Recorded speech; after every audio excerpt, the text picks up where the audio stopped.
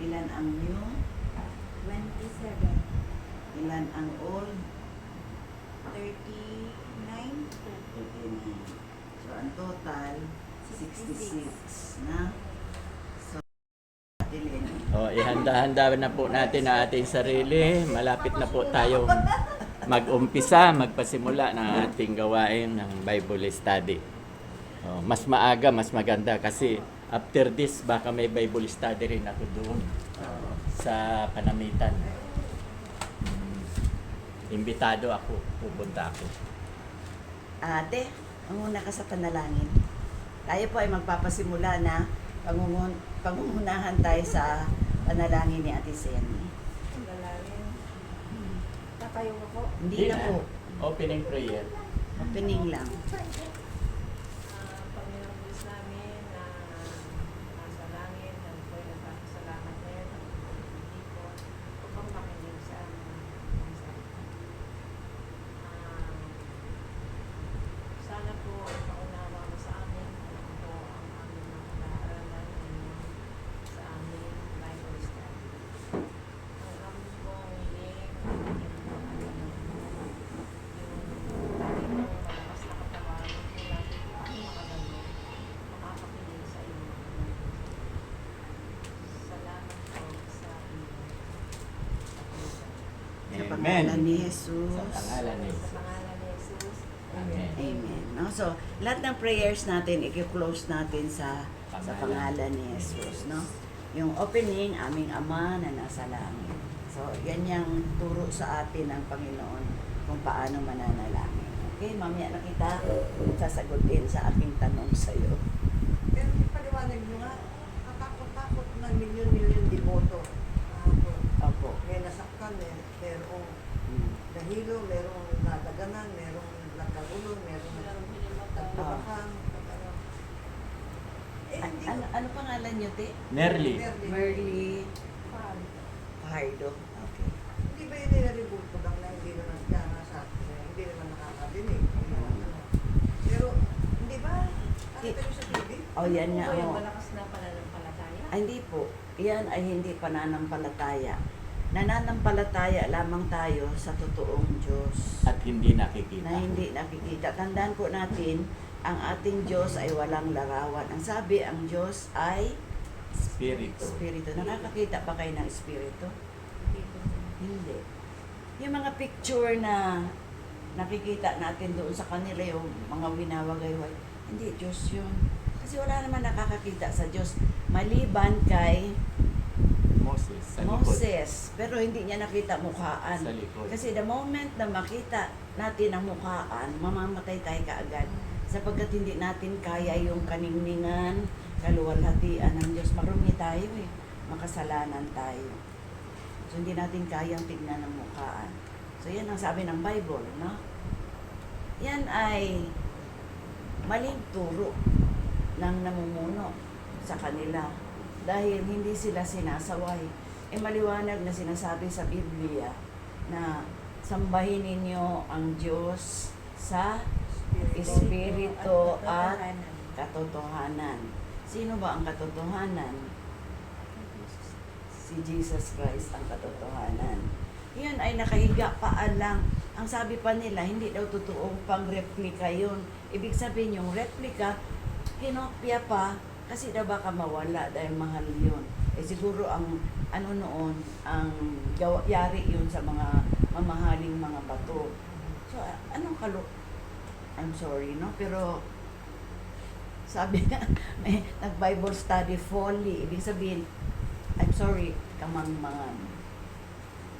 At yan, ang isang dahilan bakit tayo nag-aaral ng Bible study. Hindi lamang para kayo ay maging knowledgeable, hindi lamang para kayo ay matuto, kundi, ano ang sabi sa Mateo 28:19, humayo kayo, gawin yung alagad ko. Ayun, kung tayo hinahayo natin yung mga iyon, ang dami, milyon sila. Nagkakandahulog pa sila doon sa, anong tawag nila doon sa sasakyan na yun. No? Andas. Nahahabag akong tingnan sila kasi merong tumanda na lang sa mundong ibabaw, wala pang pagkaalam. Bakit? Sabi nga, basahin mo ang Biblia. sapagkat ito ang magbibigay sa iyo ng karunungan, magpapaliwanag sa iyo sa lahat. No? Kinahabag ako sa, Alam din mo naman yung mga namumulo yun, hindi nila kinabuhi. yun nga, Kasi mo. matatagay sa Oo. Ay, hindi ko lang ho alam kung napag-aralan nila kasi sila ho ay, anong tawag doon sa kanila? Yung, meron silang pinag-aaralan lang na sinusunod.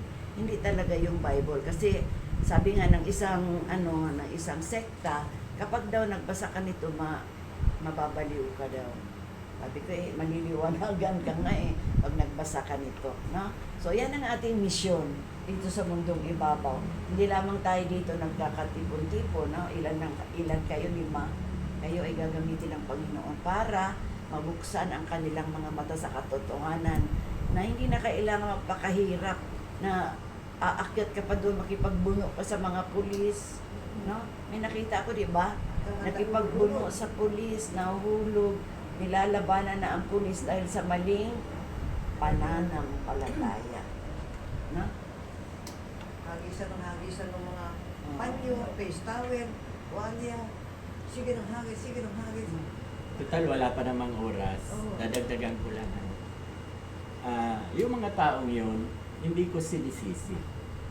Hindi ko sinasabing masama sila dahil napakabuti ka ng kanilang kalooban. Dahil ang nakikita ko sa kanila na talagang hinahanap nila ang Diyos. Mali lang ang paraan.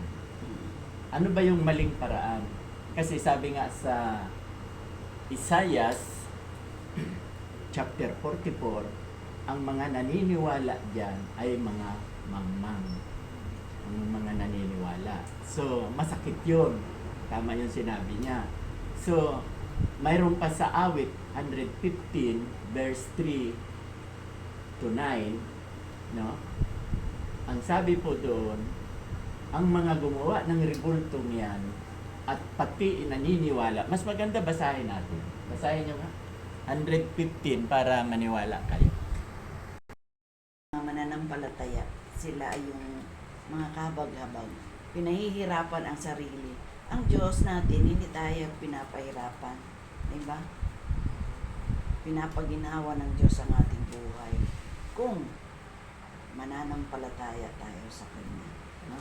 So, madali naman sabihin, una, kilala ko naman ang Diyos. Nananampalataya ako sa Diyos. At pag tinanong ko, kilala rin ba kaya tayo ng Diyos? Yan ang mahirap pag hindi. No? So, tayo, dapat lumapit tayo sa Panginoon para ang Kanyang kahabagan, ang Kanyang biyaya ay matamo natin. No? Merong iba naman na nagmamatigas dahil sila daw ay napakaraming kasalanan. Sabi nga sa Isaiah, kahit gaano ka dumi, ikaw sa iyong kasalanan, papuputiin kita katulad ng niebe. Kung ikaw ay lalapit sa akin, no? Hingi ka ng tawad, kilalanin mo na makasalanan ka. At tatanggapin mo si Jesus bilang Panginoon at tagapagligtas. Okay. Bakit nga tinatawag natin na Panginoon ang Diyos? sapagkat siya ang tumutulong sa ating mga kasalanan para tayo ay makalapit sa Tagapagligtas po yun. Pag sinabi natin Panginoon, ano ang ginagawa natin kapag tayo ay namamanginoon? nananalangin. Bukod sa panalangin, Ate Lene, ano ang ginagawa? Ginagawa niya lahat ng makabubuti sa mga anak niya. At dinidinig niya yung mga taong mati. Okay. So, kapag sinabi nating Panginoon ko at Diyos ko, Lisa, pag sinabing Panginoon, anong dating niyan sa iyo? Makapangyarihan siya sa lahat. Kapag halimbawa nagtatrabaho tayo, gusto ko makuha niyo yung logika. Kayo po, te, nakaranas na mo ba kayo mamasukan? Hindi pa. Sino dito nakaranas na mamasukan? Okay, te. Di ba ang tawag natin sa amo natin o sa boss natin, Panginoon natin sa lupa? Na? Kapag, amo, tawag natin, yan ay Panginoon natin dito sa lupa. Kapag tayo nagtatrabaho, okay. Ano ang ginagawa mo sa amo mo? Pinagsisisi. Bukod doon,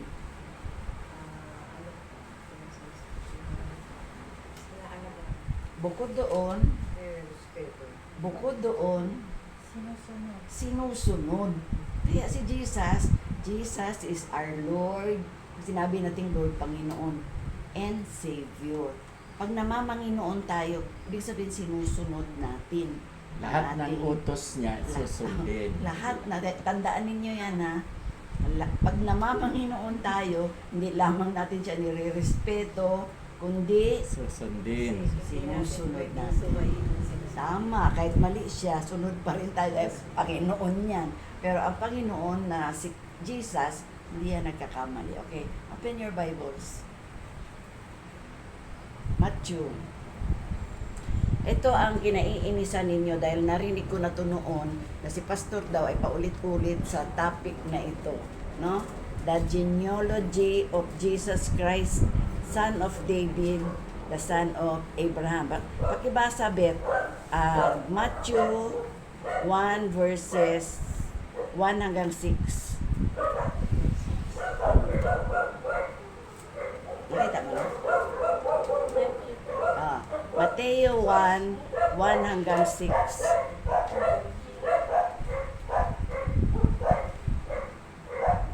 Ito ang talaan ng mga inimino ni Jesus Kristo na mula sa angkan ni David, na mula naman sa lahi ni Abraham. Mula kay Abraham hanggang kay Haring David, ang mga ninuno ni Jesus ay sina Abraham, Isaac,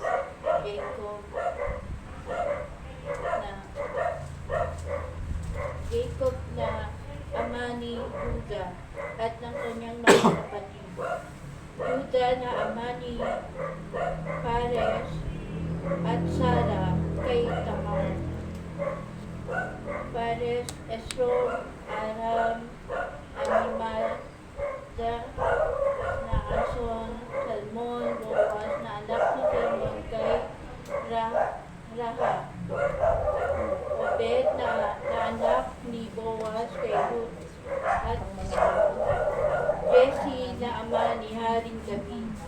Mula naman kay Haring David hanggang sa naging bihag ang mga taga-Juda sa Babylonia. Ang mga ninuno ni Jesus ay sina David, Solomon na anak ni Haring David na asawa ni Urias, Rehoboam, Abias, Asa, Jehoshaphat, Joram, Krial, Jotam, Akas, Ezekias, Manases, Amon, Josias, Jeconias, at ang mga kapatid nito. Okay. 12 hanggang 16. Ikaw, Tiseni.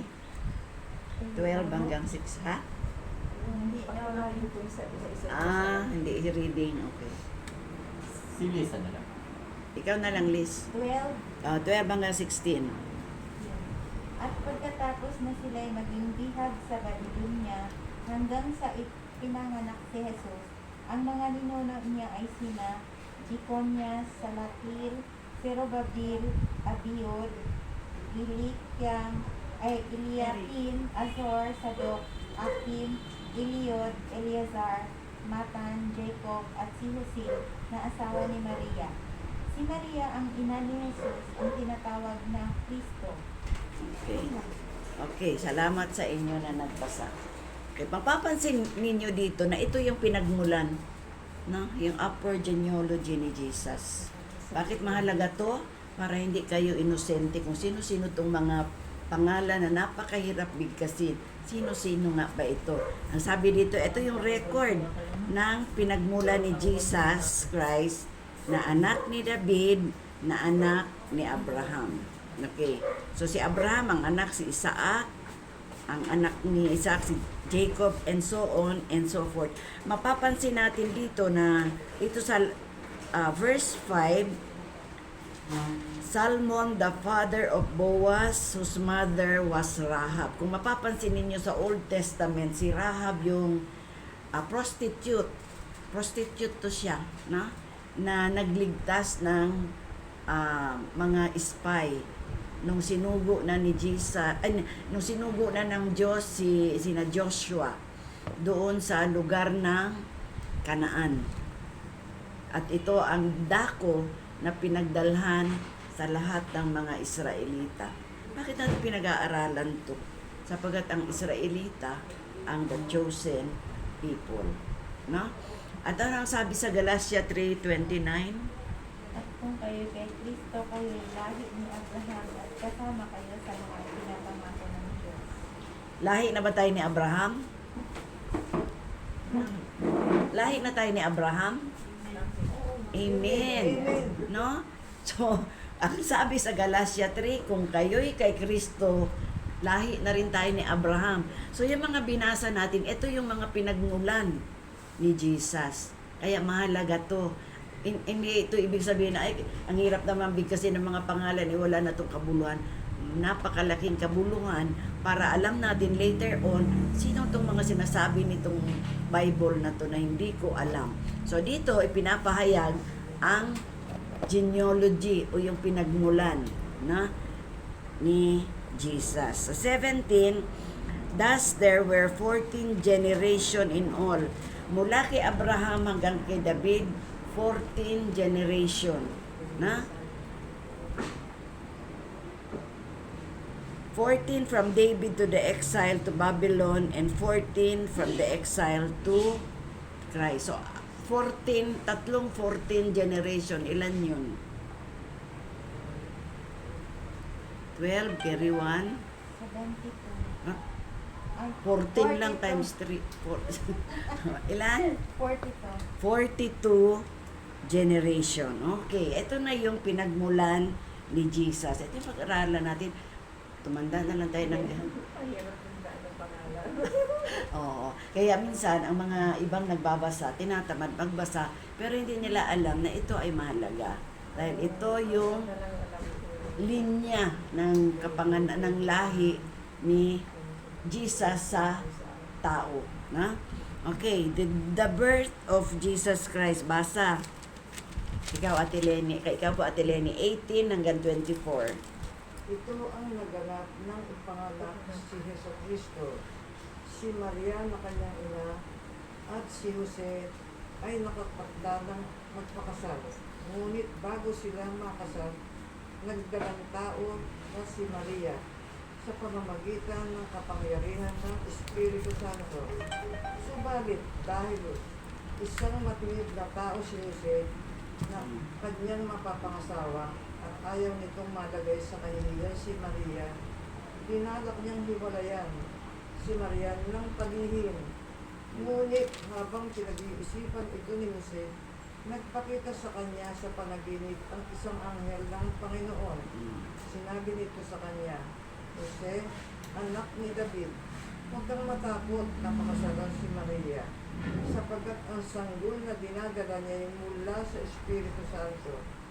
Nagsilang siya ng isang batang lalaki, at Jesus ang ipapangalan mo sa sanggol, sapagkat ililigtas niya ang kanyang bayan sa kanilang mga kasalanan.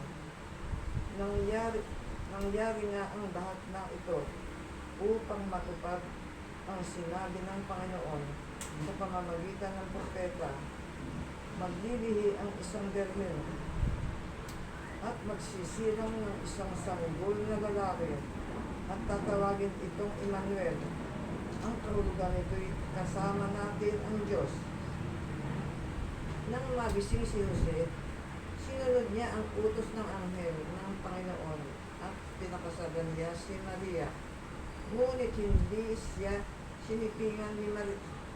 sinipingan si Maria hanggang magsilang ito ng isang anak na lalaki. At Jesus nga ang ipinangalan ni Jose sa sanggol. Okay. 25 na yan, te? 25. Opo. 25 na, no? Kasi Tagalog yung binabasa ninyo. English to sa akin. Okay, ito yung kapanganakan ni Jesus. Ito yung sequence, no? Ito ay lagi lang natin naririnig, pero hindi natin alam ang ibang mga kahulugan. Okay, si Mary at si Joseph ay nakatakda ng ikasal. Ibig sabihin, nakapag-usap na sila kung kailan sila ikakasal. Ito yung sa English tinatawag na betrothal. Pero walang pagsisiping na nagaganap na malinis yung babae. Pero then all of a sudden, nabuntis si Mary sa pamamagitan ng banal na espiritu. So, ang pinagbubuntis niya ay, ito yung virgin birth. Kaya tinawag siyang Virgin Mary. Na? So, balak ni Jose na iwanan na lang siya. Kasi ba't nga naman nagbuntis? Eh, hindi naman nga, wala naman silang ginawa. No? Eh, sabi nagpakita sa kanya si Gabriel, si Angel Gabriel, na sabi niya, huwag mo siyang iwanan dahil ang pinagbubuntis ni Mary ay bunga ng banal na espiritu. Ito ay sa pamamagitan ng banal na espiritu. At ano ang sabi niya?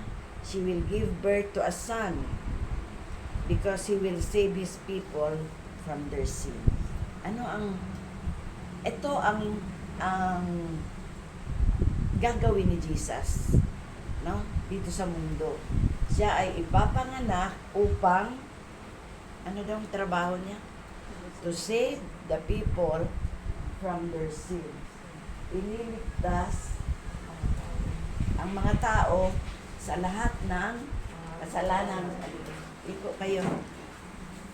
No? So,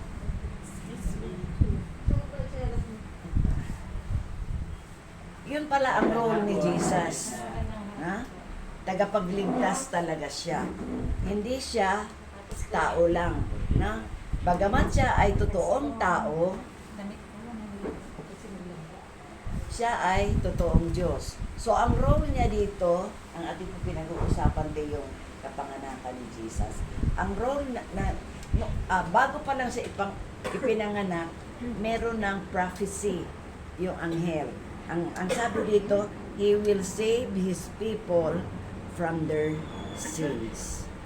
Kaya nga, naalaala ko yung tanong ni Ate Lenny kanina, bakit gusto nilang maabot yung, andas, para daw,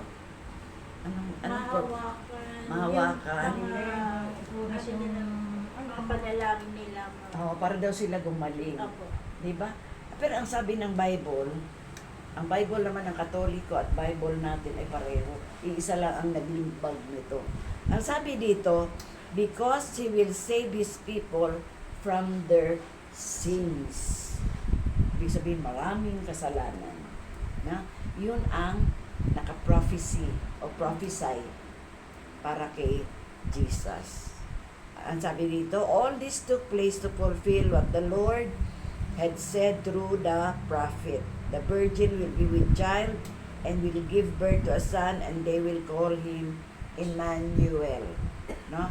Ang ibig sabihin ng Emmanuel ay God is with us.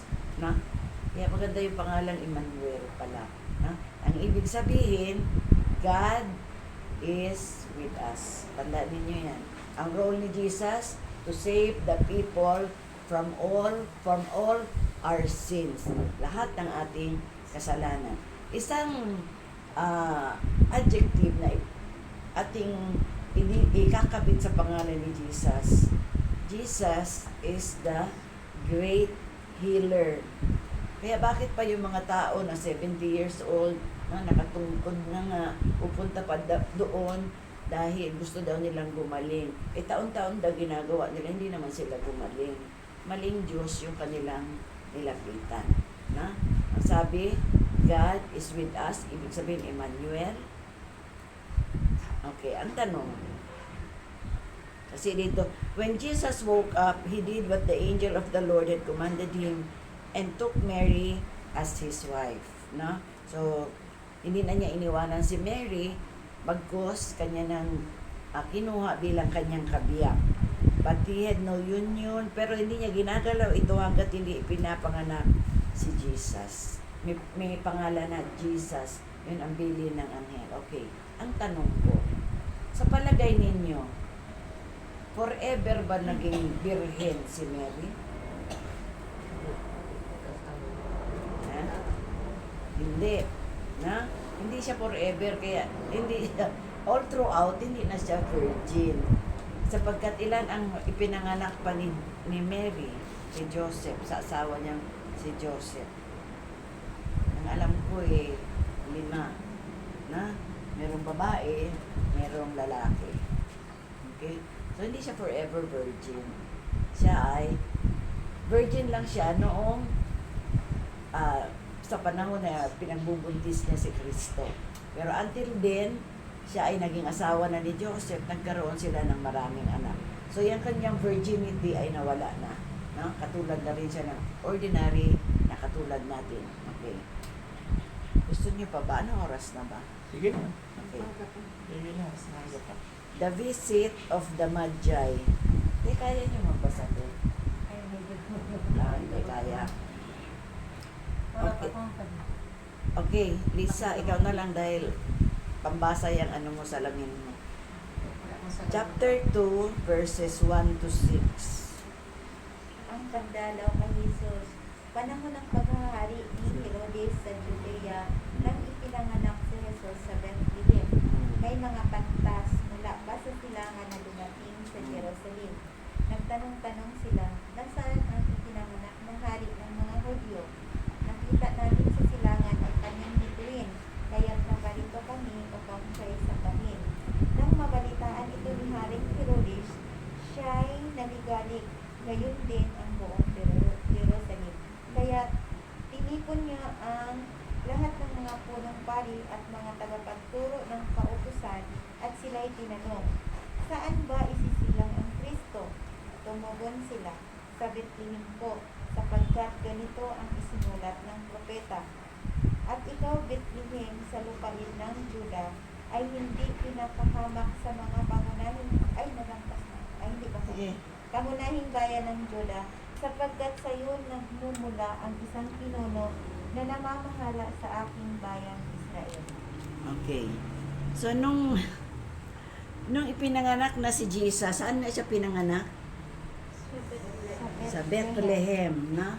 Kaya nga may kanta, "Oh little town of Bethlehem."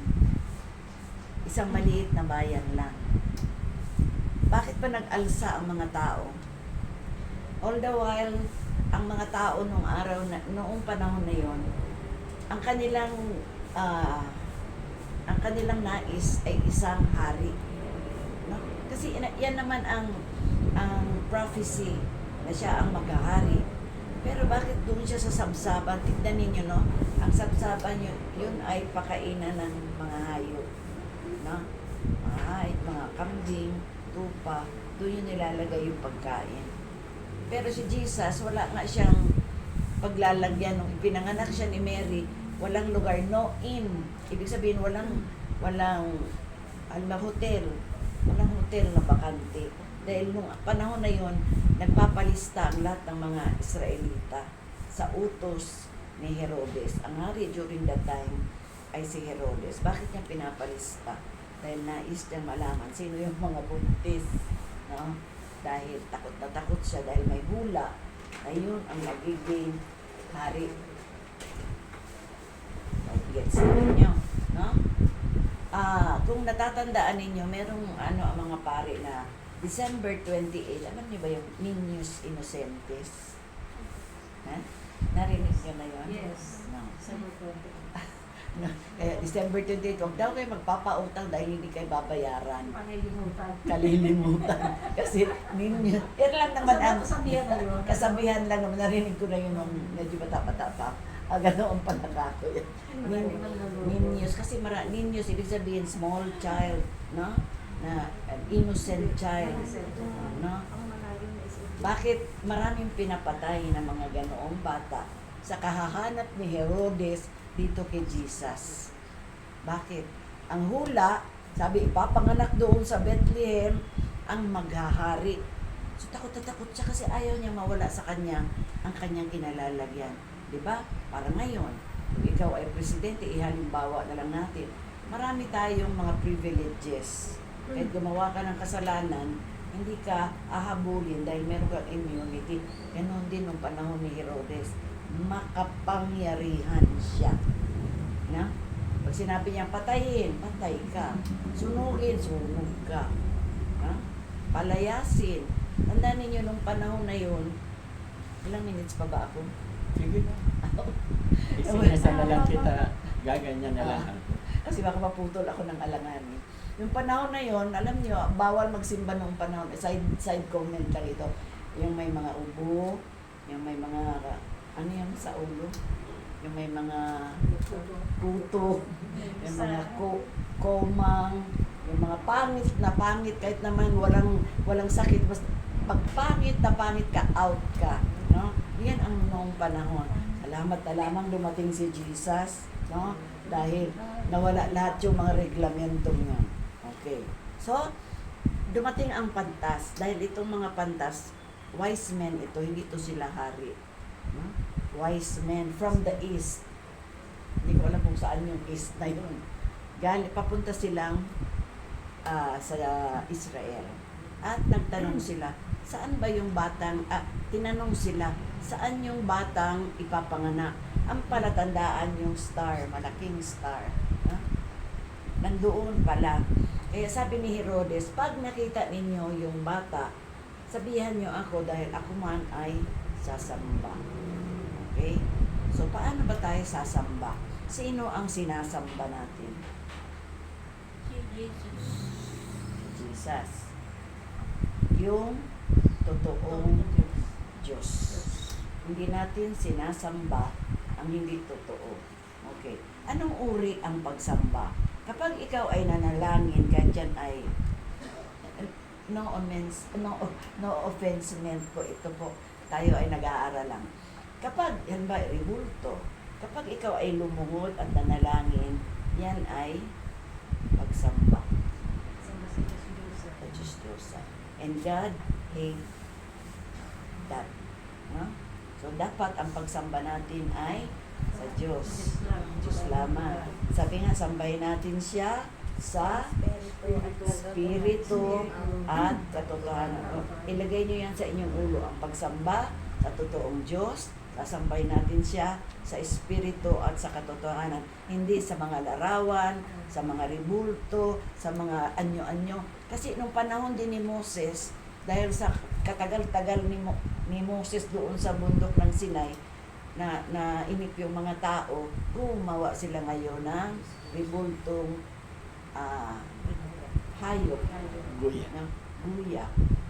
Ito ay made of ginto. During that time, ang Israel, maraming ginto. Kasi galing sila ng Egypt. Sa Egypt, kaya sila pinalayas dahil sa mga iba't ibang mga dumapo sa kanilang lugar. Kaya sabi, dalhin nyo lahat ang mga ginto, bayad o lumayas na kayo.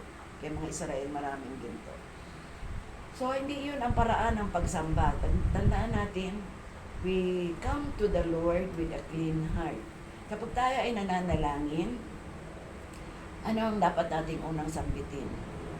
Dakilang Diyos, lumalapit po ako sa inyong kabanalan. Linisin mo po ang aking puso. Linisin mo po ako sa lahat ng aking karumihan upang ako ay malayang makalapit sa iyo. At Diyos, at ang aking mga panalangin ay iyong maririnig. No? Maraming mga tao ang nagsasabi, bakit kaya? Dalangin naman ako ng dalangin. Simba ako ng simba. Hindi ako tinutugon ng Diyos. Praying to the wrong God. No? When we need healing, God is our great healer. Kung may mga problema tayo, siya ang the great way maker. Siya ang gumagawa ng paraan para ang ating mga problema ay maibsan. Ang lahat ng problema, saan galing yun?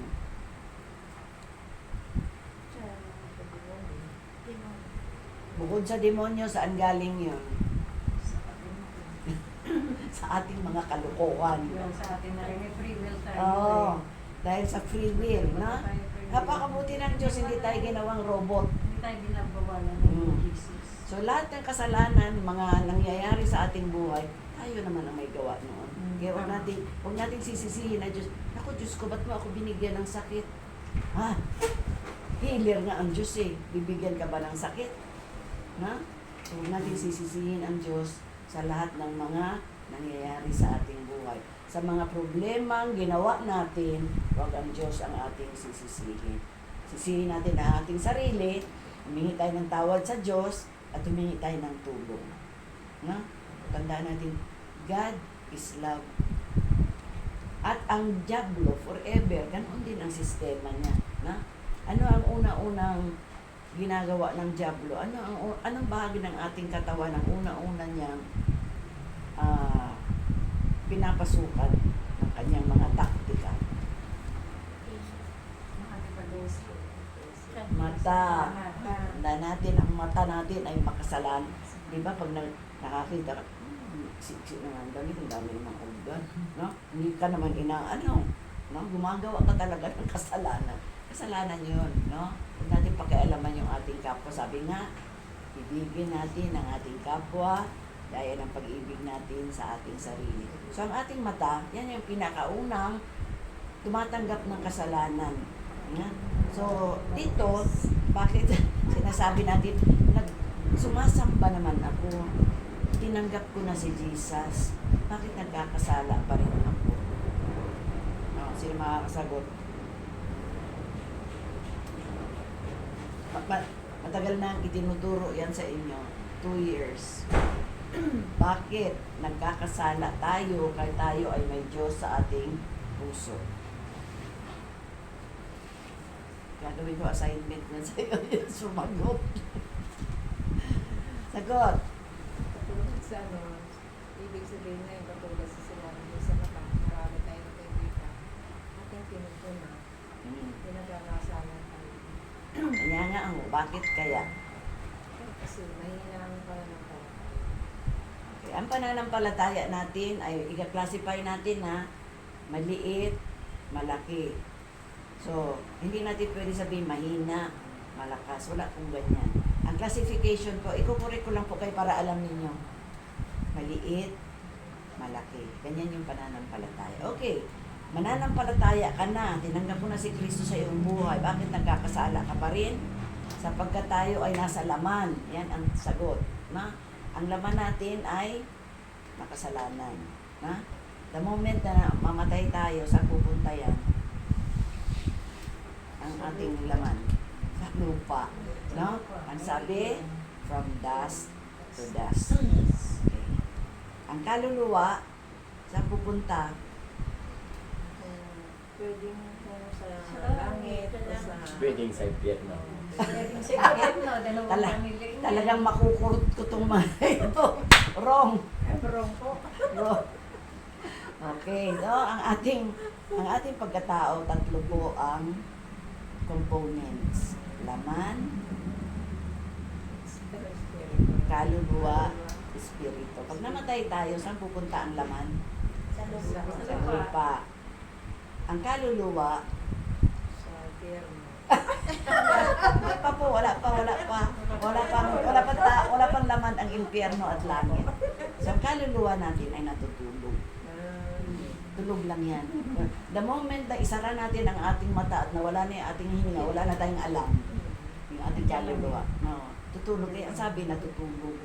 Ang espiritu ng Diyos yun, babalik din yan sa Wala Kanya. pang makakit sa langit. Wala pa ho. Nandiyan pa yung sa cemetery. Tutulog pa ho. Yan Yan sa cemetery po. Yan sa cemetery. Wala pang... Wala pa pong laman ang langit at impyerno. Okay. So sabi ng Bible, sa ikalawang, sa rapture, yung pagdagit na sinasabi, yung mga kaluluwang natutulog na mayroong Kristo, ibabangon. Dadagitin niya ng Diyos, ni Kristo, kasabay nating mga buhay pa. Halimbawa ngayon, dumating si Kristo, uunahin muna ang bubuhayin yung mga natutulog, yung mga natutulog, bibihisan sila ng glorified body. Tayo din, kasunod dito tayo bubuhayin din, bibihisan din tayo ng glorified body at sabay-sabay tayong aangat doon sa alapaap. Kasi si Jesus, sa kanyang muling pagbabalik, hindi na siya tutungtong sa lupa. Yung sa rapture, hindi siya tutungtong sa lupa, kundi sa alapaap. At doon dadagitin. Yun ang mga kaluluwa na natutulog, babangon din yung alam niyo na kung saan yung punta, na wala namang Jesus, yun na yun. Pero kung kailan, hindi ko po alam. Meron takda. Bakit tayo nagkakasala? Because we live in a corrupted world.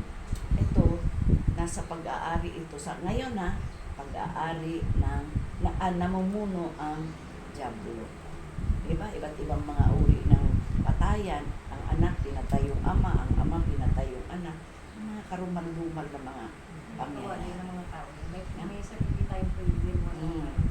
Kaya nga, ganoon ka rimarin ang mga nangyayari sa bagamat hindi tayo literal na pinagbabawalan, pero nasa Bible naman kasi. No? Ang Bible ang nagtuturo sa atin ng katotohanan. Ano ang dapat natin gawin? Sabi nga, love your neighbor. No? Kayo, mga neighbor ko kayo. As you love yourself. So, mahalin din natin ang ating sarili. No? Kaya nga tayo nagpapadoktor. Kaya tayo umiinom ng gamot dahil love natin ang ating sarili. Para na out of topic pa to. Pero mabuti na rin yun na alam na ninyo yan. After they had heard the king, they went on their way, and the stars they have seen in the east went ahead of them. So yung ang gabay ng tatlong pantas ay yung star, no? Kung saan hihinto, nandoon yun si Jesus. When they saw the star, they were overjoyed. Galak na galak sila nung nakita nila yung star. At ano ang ginawa nila? Naghandog sila ng mga treasure. Ano yung mga hinandog nila? Ginto, insenso, at mira. Na? Ito ay pag sa kamatayan ni Kristo, ginamit din tong insenso at mira. No? Parang proclamation na dadating ang araw na mamamatay siya. Okay. Next, ano oras na papatay ang relo ko namatay? 3:30. Ay, Tapos na, magdudagdag ako. Tapos ka na. o sige. Next meeting, pag-aralan natin yung chapter 2, verse 13 hanggang chapter 3. Okay? Hanggang 4 tayo, Pastor. 3 to 4. Dadagdagan ko po. Dadagdagan pa daw niya. So, para makapag-tanong kayo. Dadagdagan ko. Dahil ang topic natin si Jesus, ano ba ang ibig sabihin ng Jesus? Ang kahulugan sa Tagalog. Jesus, ano ba ang kahulugan? Ano ang meaning? Mabasa lang natin, mga kapatid. Meaning. Ha? Meaning. Ang hindi Kahulugan. Kahulugan. Kababasa lang natin doon sa ating aralin. Importante yan kasi si Jesus ang pinag-aaralan natin, no? Ibig sabihin pala, hindi ko pa naituro sa inyo yan. Kababasa lang natin. Kababasa lang. Panginoon natin ng Panginoon Diyos. Kababasa lang natin. Read your Bible. Naligaw na ang lahat. Okay, wag niyo nang basahin ako na magpapaliwanag. Ang meaning ng Jesus, Savior. Diba kaya siya pinanganak? To save Tagapagligtas. all the people from Anong ibig sabihin ng tagapagligtas? sagot kayo mga Una, ang meaning ng Jesus, Savior, tagapagligtas sa Tagalog. Ano ang ibig sabihin, Tagalog pa rin, ng tagapagligtas? Ano ang iniligtas sa inyo? Ikapagligtas ng sanlibutan. Kasalanan. Tama. Tagapagligtas ng sanlibutan. Ngayon, ang tanong ko, ligtas na ba tayong lahat? Amen. Ikaw. Amen. Hindi, ang tanong ko lahat. Amen po. Amen. Amen. To amen. Amen. Amen. Bakit? Bakit ligtas na kayo? Tama, sinabi nyo, amen. Tama.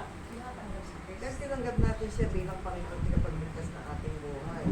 Amen. So, klaro ko lang para alam ninyo. Tagapagligtas. Okay.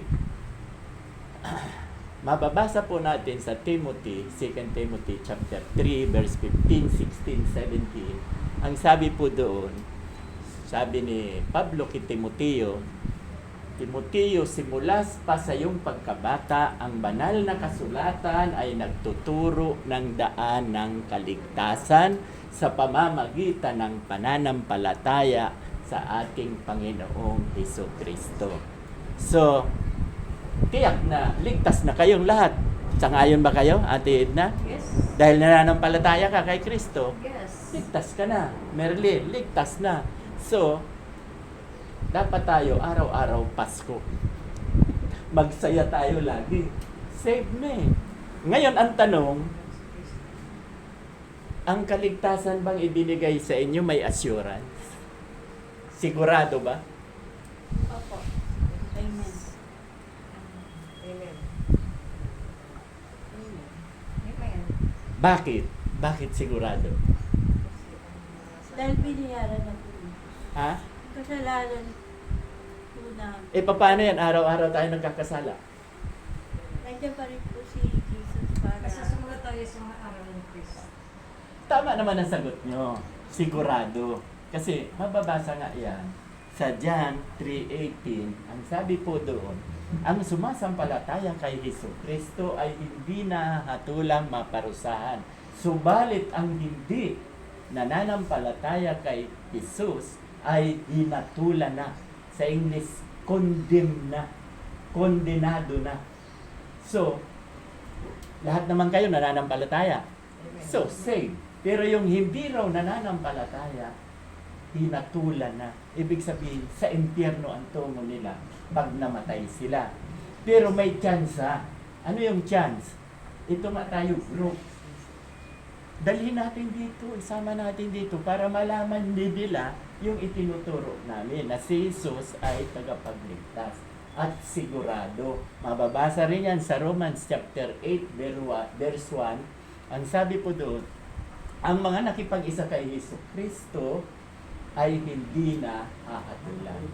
No more condemnation. So, ang tanong ko, sino sa inyo rito ang nakipag-isa na kay Hesukristo? Pakitaas nga ang kamay. Sa papaanong paraan, ano ba ang ibig sabihin ng nakipag-isa? Oh, isa-isa kayo sagutin eh. Itinanggap natin siya bilang Panginoon at sabihin pinapagligtas. Pinag-uulan natin siya ng Panahon. huling panahon, araw ng linggo, sumasamba tayo. Good. Ano pa? So, every minute, lalo natin binabanggit siya. Amen. So, sinisure ko lang. Sinisiguro ko lang. E paano yan? Ang tanong ko ganito. E paano yan, pastor? Nagkakasala ako araw-araw. Ligtas pa kaya tayo? O, paano yan? Araw-araw nagkakamali tayo. Ligtas pa rin kaya tayo. Kasi ito ay cross-examine ko lang. Baka exempted kayong tatlo. Ito tatlo, cross-examine ko. Matagal ko nang itinuro. So, ano ang tanong ko? Ligtas pa rin ba tayo? Araw-araw tayo, minuto nagkakasala. Nagkakasala.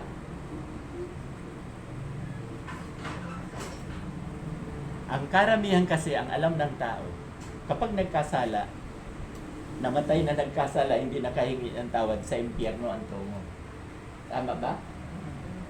Tama ba? Iyan ang karamihan ng alam. Yun ang alam. Iyan ang gusto kong burahin ninyo. Kasi yung kaligtasan natin ay regalo po ng Diyos. Mababasa sa Roma chapter 6 verse 23. Ang sabi doon, the wages of sin is death, but the gift of God is eternal life through Jesus Christ. Sa madaling salita sa Tagalog, ang kabayaran ng kasalanan ay kamatayan. So, saan kamatayan yan? Dual po yan. Kamatayan ng pisikal at kamatayan sa impyerno. Subalit, ang sabi niya naman, subalit ang regalo ng Diyos ay buhay na walang hanggan. So, kayo ba pag nagregalo kayo, babawiin nyo pag nagalit kayo? Hindi na. Ang Diyos, ganoon din. Di ba ang sabi? Subalit ang regalo ng Diyos ay buhay na walang hanggan sa pamamagitan ni Hesukristo. So, may assurance. Eh, paano yan? Sasabihin nyo na, Pastor, di mag-aabuso na ako. Mag-aabuso na akong gumawa ng kasalanan. Oh. Eto, ang kasagutan po dyan, okay, pwede ka mag-abuso, pero ang Diyos po ay pumapalo. Bubugbugin ka. Palo. Bugbog, sarado ka. Ano ba ang palo niyan? Yung nawala ang joy mo. Nandyan yung nagkasakit ka, bunga ng kasalanan. Kasi itong kasalanan, sa umpisa magkakasakit ka eh. No? Ngayon, hindi mo iminamahal ang sarili mo, magkakasakit ka. So, yan ang bunga ng kasalanan. So, pagbabayaran nyo lang. Lahat ng kasalanan ay may consequence. Anong ibig sabihin ng consequence? Ang lahat ng kasalanan ay may kabayaran.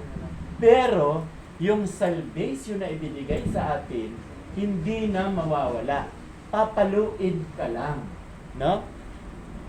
Tiyak, kaya ang itinuturo ko, tiyak na tayo, pag binawian tayo ng buhay, sa langit ang tungo natin. Bakit? Mababasa po natin sa unang Timothy chapter 5 chapter 2 verse 5 and 6. Ang sabi po doon, no?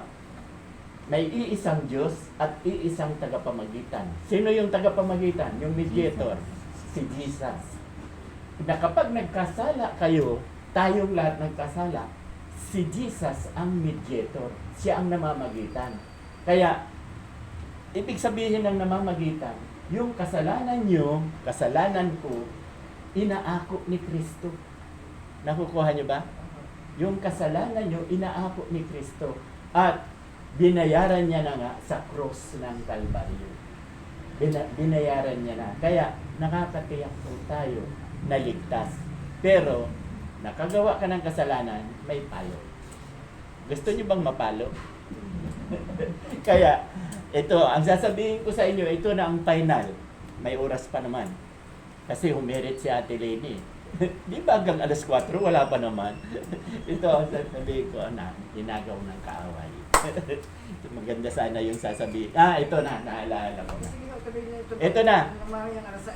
Ito na ang sasabihin ko sa inyo. Ang tunay na dapat makita sa mga Kristiyano, di ba, Kristiyano tayo, naniniwala tayo kay Kristo, ay yung Galatia chapter 5 verse 22-23. Ang sabi po doon, kung pag Kristiyano ka na, may bunga ka na ng Espiritu, the fruit of the Spirit. Iisa lamang po yan na mayroong siyam na manifestation.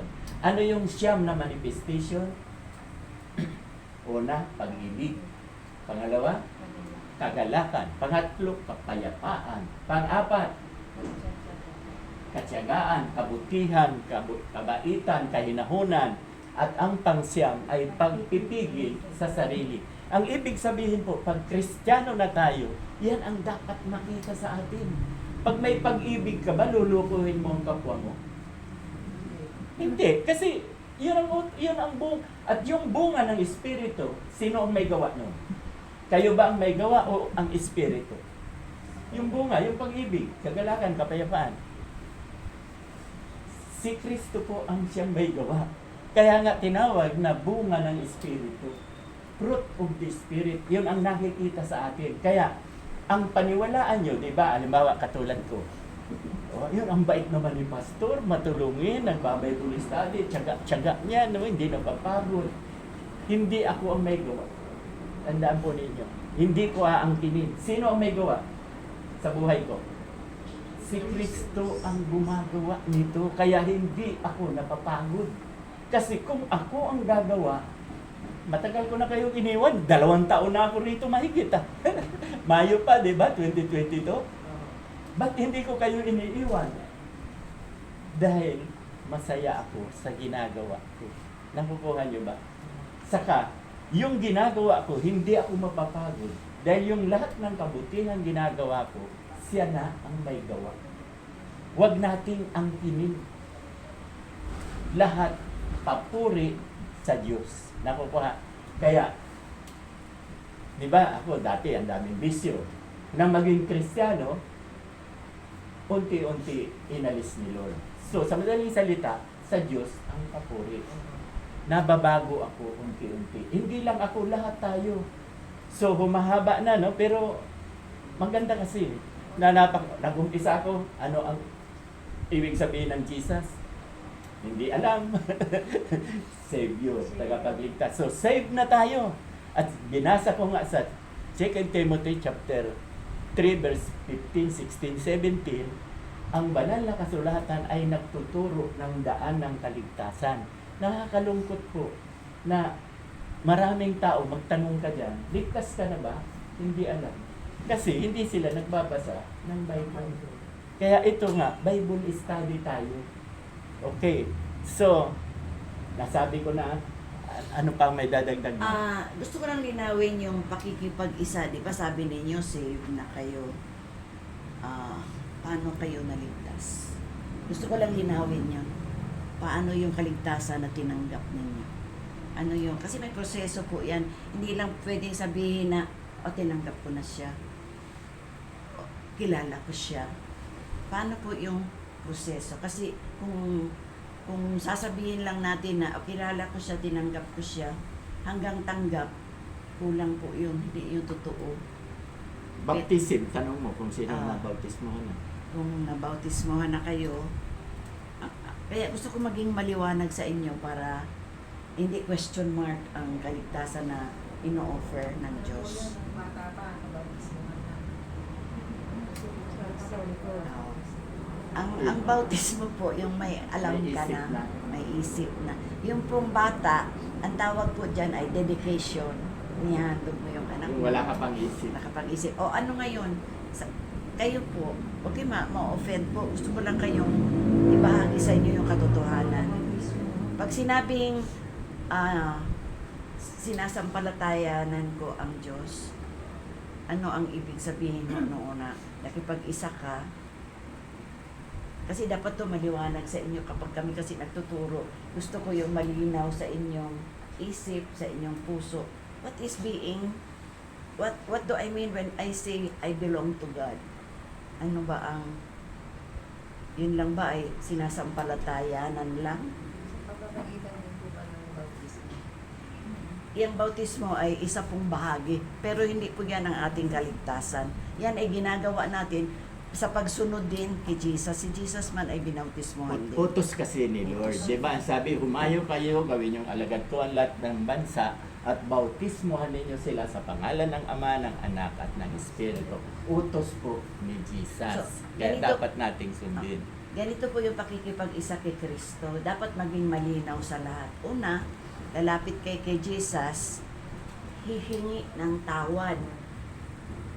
I-proclaim natin sa Kanya yung lahat ng kasalanan na nagagawa natin. Kasi walang kapatawaran kapag walang paghingi ng tawad. So yan ang number 1 criteria. Paano ka lalapit? Paano ka makikipag-isa kay Kristo?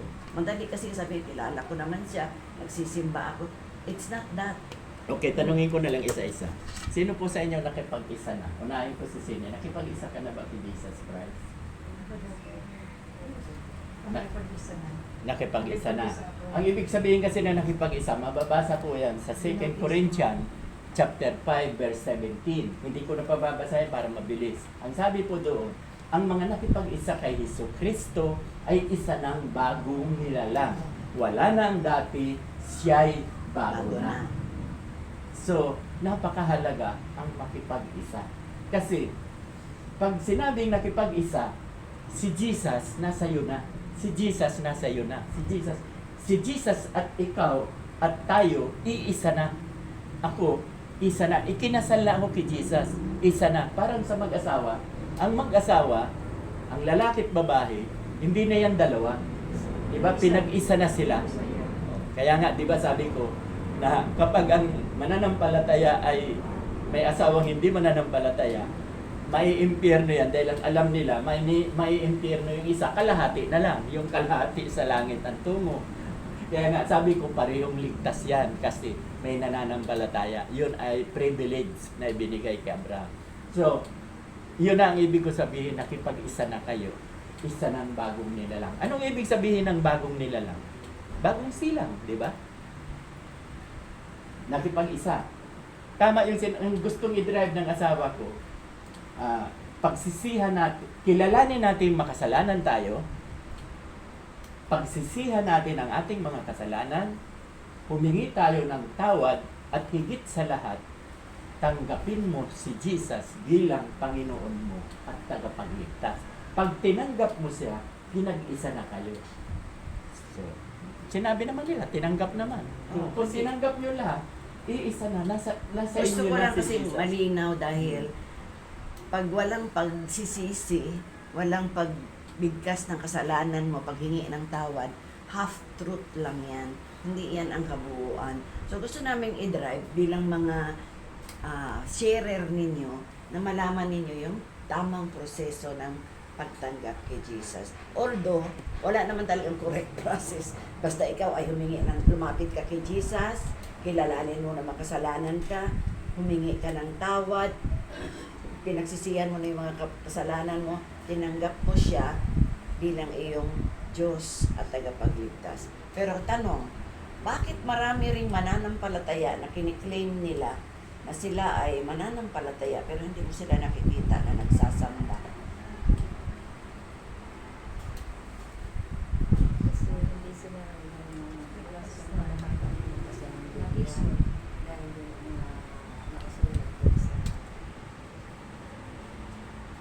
Dahil hindi nila priority at hindi sila totoong tumanggap. Kasi once na tinanggap mo si Jesus in your heart, alam mo na yon, Lord, hinahanap kita.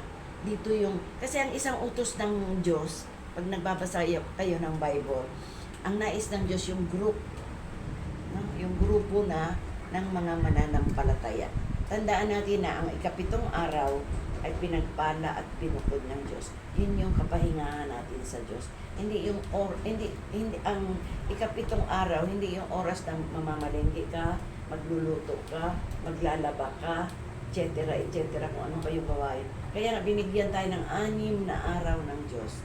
Gawin mo lahat Kung yun. talaga yung sinasabing itong araw. Sunday po ang ating, pag sinabi pong pahinga, pahinga kasama ang Panginoon. Hindi yung pahingang hihiga-higa at manonood ka lang ng TV. Yun yung araw natin. Although every day is day with the Lord. Sabi sa akin yan, ako ba yung nagkakasala? Bakit daw? Sabi ko, sumasama ka dito sa religion na hindi naman. Ibig sabihin, tinanong ko, ba't ang inyong religion tama? Sinabi sa akin, kasi Tama. Lahat po yan. Lahat ng hindi kasapi natin, may kanya-kanyang religion. Lahat sila ang tama, sila ang tama, tayo ang mali. Natural o yun. Tayo rin, yun din ang sinasabi natin.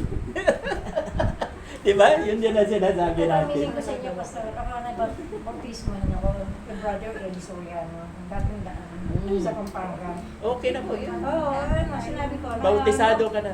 inulubog talaga kami mag-asawa sa, Amen. ano, talagang siya, batay talaga sa Biblia. Mm. Lahat ng kahit na ano yan, tapos every, nasa Pampanga kami, yung talagang sa mga katipon, hindi kami nawawala doon. Okay na po. Kaya lang, Pastor, natisod ako at umano ako kasi yung sa ng pananamit, may sinusunod na aral sa pananamit eh. Kasi ako barangay health worker sa Bataan. Mm. Nagbabike ako, may nagpipedal ako ng siyempre nakapedal ka na palda. Kasi yung palda mahaba na ganyan. Eh napaka naman yung sasabit siyempre sa... Sino yung Soriano? Si Eli? Idi? Brother Eli Soriano.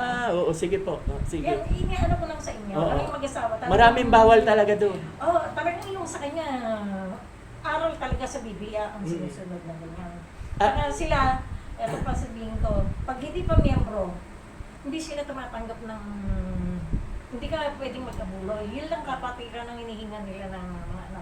Ngayon, once na ikaw ay naging miyembro na, saka ka nila hindi sila humihingi na ano. Tsaka kahit na sa ganyan mga Bible study, hindi sila yung bang huwag ka na sis magbahanda ng yung sabihin mong yung pupunta na yung makakaabala sa hindi ganoon, hindi kami pinaghahanda ng yung pagkain na kasi na ang sa kanila talaga yung pag-aaral sa tungkol sa Biblia. Okay, may sasabihin po ako na ako naman kasi pinag-aralan ko ang Soriano, si Eli Soriano. Eli Soriano. Biblical talaga, tama po Oo. lahat, biblical.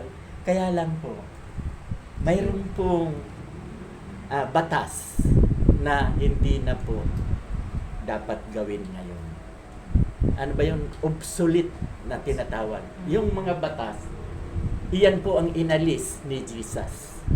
We are not under, basahin nyo, Roma chapter 6 verse 14, pakibasa.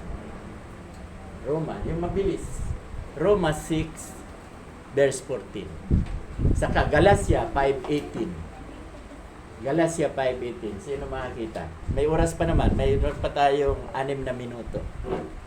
Tsaka wala silang yung bawal sumamba sa mga Diyos-Diyosan. Talagang Okay lang sa kanila. Hindi, hindi.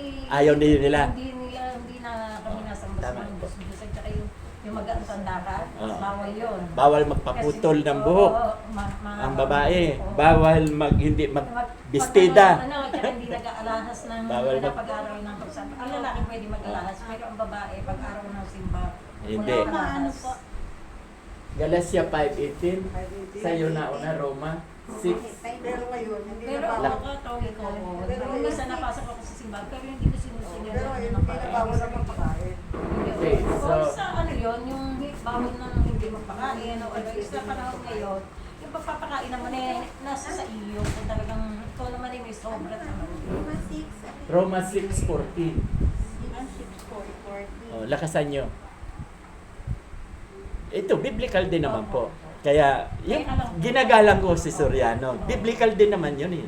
Kaya lang, di ba sabi ko, may mga batas na obsolete na, hindi na kailangan ngayon. Kasi nga, O sige, pakibasa. sapagkat hindi na dapat sapagkat hindi na dapat maghari sa inyo ang kasalanan dahil kayo'y wala na sa ilalim ng kautusan kundi na sa ilalim ng kagandahang loob ng Diyos. Biblical po. Ang ibig sabihin po niya, we are not under the law na sa panahon ngayon ni Kristo. Si Eli Soriano, nasa lumang tipan pa siya, mga bawal yan noon. Tayo, sabi ni Jesus, wala na tayo sa ilalim ng batas, kautusan, kundi nasa ilalim ng biyaya. Yung kaligtasan po kasi natin, regalo, biyaya. So, si Kristo po ang nagligtas sa iyo. Si Kristo ang nagligtas sa iyo. Sa atin. So, regalo po yun, ang liwaliwanag. Di ba, binasa ko kanina, Roma 6:28, the wages of sin is death, but the gift of God is eternal life sa langit. Yung Galatia, pakibasa, 5:18. So, nasa batas po si Soriano. Yung batas pa sa lumang tipan, hindi na po. Kasi sa lumang tipan, bawal kumain ng baboy, bawal kumain ng kuneho, bawal kumain ng walang kaliskis. Sa Timothy chapter 4, lahat basta ipanalangin, pwede nang kainin. So, sa madaling salita, naaawa ako doon sa mga sumusunod pa sa kautusan. Wala na po tayo sa batas. Ang utos na napakahalaga ngayon, pag-ibig, di ba? Ang sabi niya sa Mark chapter 12 verse 31, ang sabi niya, mahalin mo ang Diyos ng buong puso, buong kaluluwa, at buong pag-iisip. Pangalawa, mahalin mo ang iyong kapwa na kagaya ng pag-ibig mo sa iyong sarili. So, nasa pag-ibig na lang po. Wala, ang utos, di ba? Pag may pag-ibig, ang bunga ng Espiritu kanina, pag-ibig, papatay ka pa ba? Magnanakaw ka pa ba? Hindi na, kasi mahal mo ang kapwa. Iyan ang pinaka shortcut. At saka yung kautusan, isa lang ang nakagawa. Kahit si Eli Soriano, hindi niya nagawa. Si Jesus lamang po ang nakagawa ng batas. Mababasa sa Matthew 5:17. Sabi ni Jesus, hindi ako bumaba dito sa lupa para pawalang bisa ang kautusan. Bumaba ako rito para ito ay aking tuparin. Kapag ito ay aking natupad na, lahat ng mananampalataya kay Kristo, nasunod mo na ang kautusan. Di ba nananampalataya ka kay Kristo? Nananampalataya. Nasunod mo na ang kautusan. Siya ang bumaba para sa inyo, para sa atin. Siya ang iyan ang batas. Si Jesus lang ang nakasunod. Kaya 5:18 sa Galatia 5. Kung pinapatubayan kayo ng Espiritu, wala na kayo sa ilalim ng kautusan. Maliwanag. Kung pinapatnubayan tayo ng Espiritu ni Kristo, wala na daw tayo sa ilalim ng kautusan. Yan ang Biblical din po yan, hindi lang binabasa ni Soriano. Kasi masisira siya na wala na tayo sa batas. Love. Ang batas ni Lord ngayon. Kaya di ba sa church, ang lagi kong sinasabi sa church, pag-ibig. Yan ang batas ko rin sa church. Nauunawaan ko lahat ng tao. Nauunawaan ko. Pero marunong akong magdisiplina. Kasi ang disiplina ay pag-ibig din yan. So nakuha po ninyo, Ate Edna, nasa batas si Soriano. Pero believe ako, matalino siya. Ay, lahat ng Biblia. From cover to cover, memoryado. Yes. Believe ako, kaya lang, ang kulang, walang pag-ibig. Lahat kaaway niya eh. Lahat, siya lang ang tama eh. Oh, Lahat ng religion mali. O, di ba? may mga pastor na. Ano niya yung kanyang si Daniel Rason. Okay, so, Diel, sino ang closing prayer? Dailis. Closing prayer daw. Manalangin tayo. Panginoon, maraming salamat sa